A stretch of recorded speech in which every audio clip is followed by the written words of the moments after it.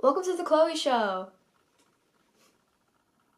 I was raised in writing love songs for someone I hate.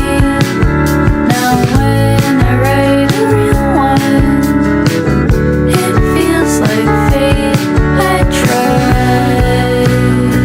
to relax my face in case I make it to old age, but you got me smiling all the time.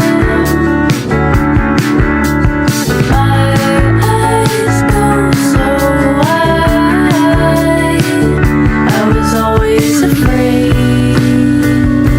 of starting talking, 'cause I know there's no way of ever stopping.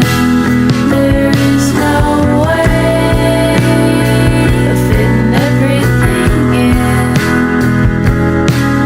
Not everything you say has got to let them know something deeper about you. Forgot a bunch of parts of me back then. I want you around while I'm remembering, like in first grade, how I went that way. I always had another name.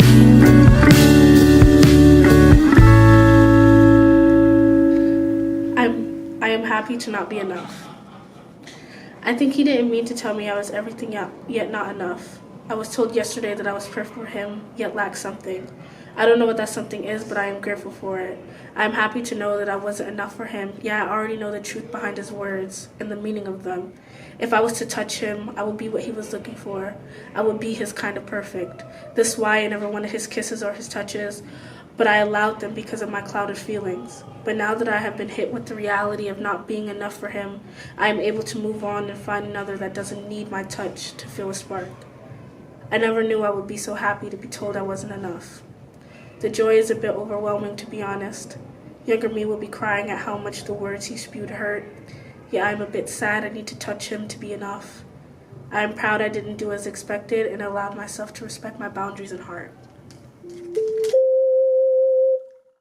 Welcome to the Chloe Show.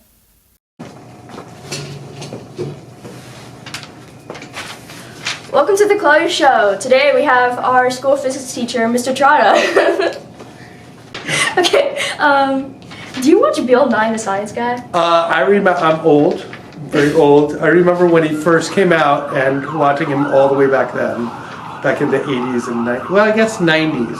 But there were other science shows that were on PBS when I was a kid. Like I remember the Big Blue Marble was a big one.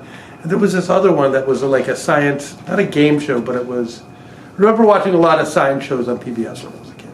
Was that like the thing that wanted you to become a physics teacher? I actually have a music degree and became a physics teacher by about 20 random things that happened. Like I was looking for a job teaching guitar. Oh my god. And or bass, and I couldn't find one. It was right after 9/11 happened, 2001. I was waiting tables, and I found a job teaching science, 7th and 8th grade science. And I almost have a physics degree undergrad, but there was a course I took 3 times that I never finished because it was self-taught.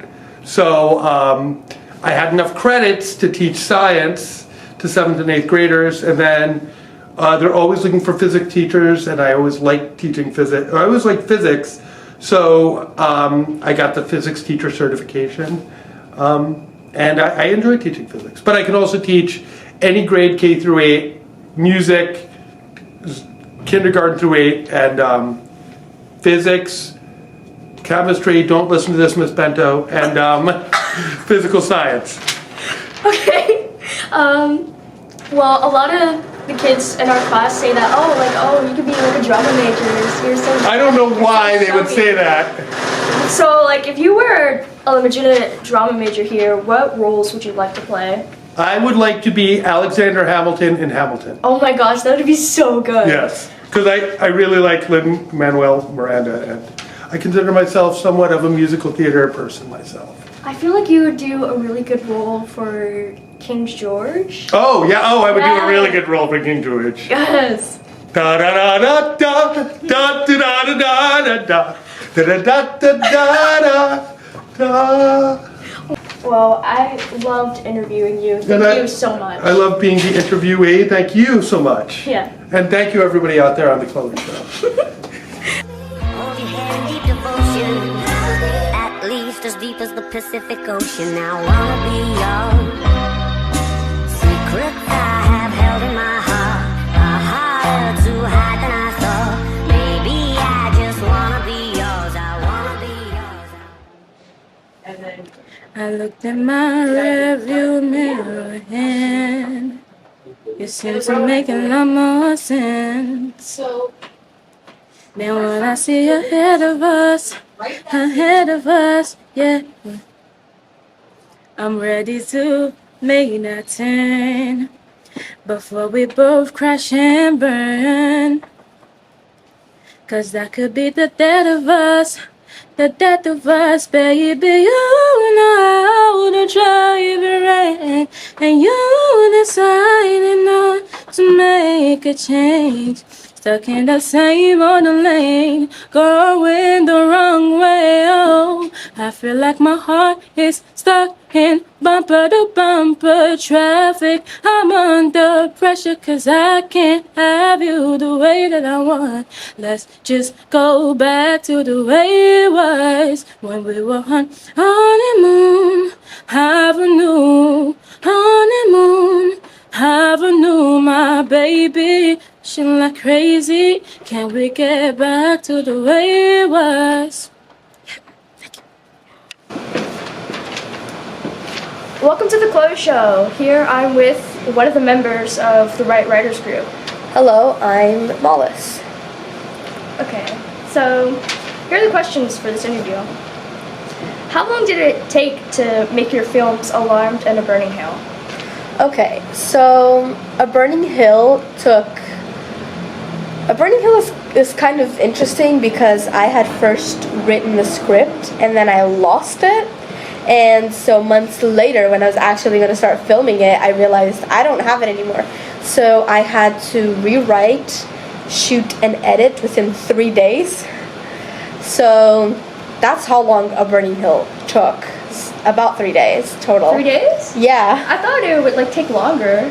Right, but it would have, but I was working so close to the deadline because I was working with a lot of other things that I kind of like let it like sit until the end, so I didn't have that much time available to me, so I ended up being able to do it in 3 days. Oh wow, that's and really then, impressive. and then Alarmed probably took us around like 2 months to actually shoot, but combined it was probably around 2 weeks.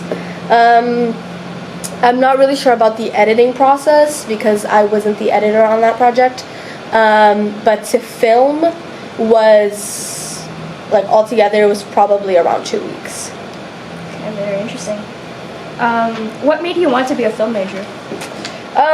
So originally when I came into the school, I didn't actually specifically want to be a TV major. I kind of just didn't want to do what everybody else was doing, so I kind of wanted to break away from that. But then when I actually got in and I actually started working with actors and on screenwriting and all of that, I realized that I actually did really enjoy it. So with me, it's something that kind of just happened, and I realized how much I really liked it, and that's kind of why I do what I do. Okay, thank you for being a part of the interview. Yes, of course.